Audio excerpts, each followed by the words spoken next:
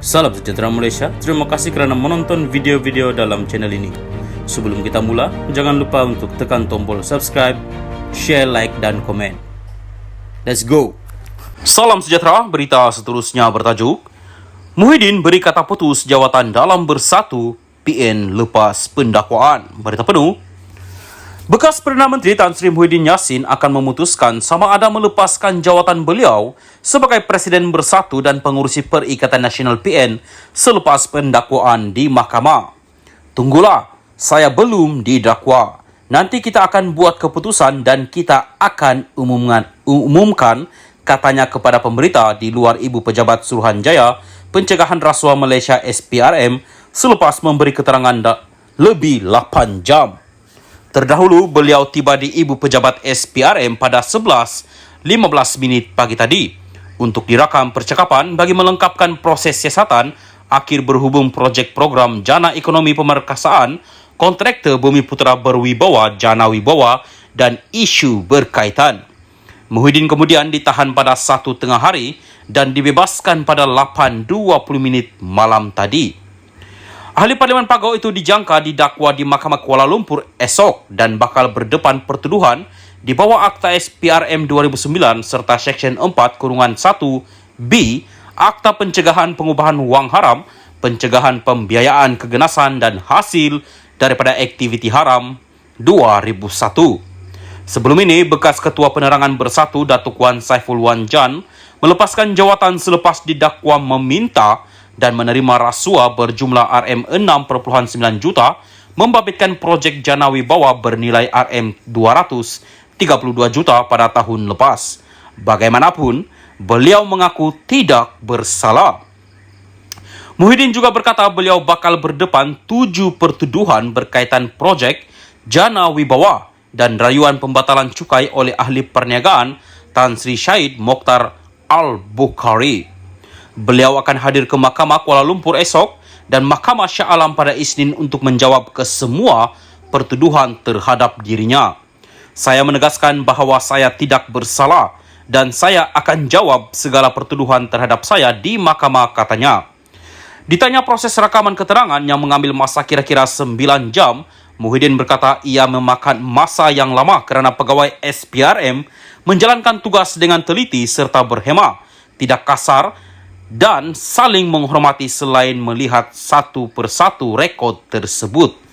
Tiada tekanan dan saya hargai kerjasama pegawai SPRM, katanya. Mengenai kemungkinan rusuhan oleh penyokong beliau, Muhyiddin berkata PN dan Bersatu adalah parti yang aman manakala penyokongnya sedar rusuhan bukan tindakan yang betul ketika rakyat berdepan cabaran ekonomi. Ia bukan tentang Muhyiddin, sebaliknya adalah tentang Bersatu dan PN. Mereka tahu bagaimana mahu menjaga sekuriti dan keselamatan rakyat, katanya lagi. Salam sejahtera dan selamat petang kepada seluruh rakyat Malaysia dan pendengar berita panas hari ini dipetik dari Malaysia Gini. Bertajuk SPRM tahan Muhyiddin. Berita penuh. Suruhanjaya Pencegahan Rasuah Malaysia SPRM mengesahkan bahawa bekas Perdana Menteri Muhyiddin Yassin telah ditahan semasa memberi keterangan di Ibu Pejabat Suruhanjaya itu pada jam 1 petang tadi. Sebelum itu, Muhyiddin hadir untuk dirakam percakapan bagi melengkapkan proses siasatan akhir berhubung projek Jana Wibawa dan isu berkaitan. SPRM juga telah mendapat izin mendakwa daripada Pejabat Peguam Negara bagi menuduh Muhyiddin di Mahkamah Kuala Lumpur pada 10 Mac. Muhyiddin yang juga Presiden Bersatu bakal menghadapi beberapa pertuduhan mengikut Seksyen 23 Akta Suruhanjaya Pencegahan Rasuah Malaysia SPRM 2009 dan Seksyen 4-1B Akta Pencegahan Pengubahan Wang Haram, Pencegahan Pembiayaan Keganasan dan Hasil daripada Aktiviti Haram AMLA TFPU AA 2001 peti kenyataan Suruhanjaya itu. Sebelum ini, Malaysia Kini melaporkan selepas 6 jam berada di Ibu Pejabat SPRM di Putrajaya untuk memberi keterangan, Muhyiddin dilaporkan masih belum meninggalkan bangunan itu. Tengah hari tadi, Ketua Pesuruhjaya SPRM Azam Baki mengesahkan Muhyiddin yang juga adalah pengurusi Perikatan Nasional akan didakwa esok. Sementara itu, sumber SPRM memberitahu Malaysia Kini bahawa Muhyiddin akan menghadapi banyak pertuduhan jenayah di mahkamah di Kuala Lumpur esok. Menurut sumber yang dekat dengan siasatan, dia akan didakwa bahawa beberapa peruntukan mengikut Akta SPRM. Bagaimanapun, masih belum dapat dipastikan sama ada Muhyiddin akan ditahan semalaman sebelum dibawa ke mahkamah.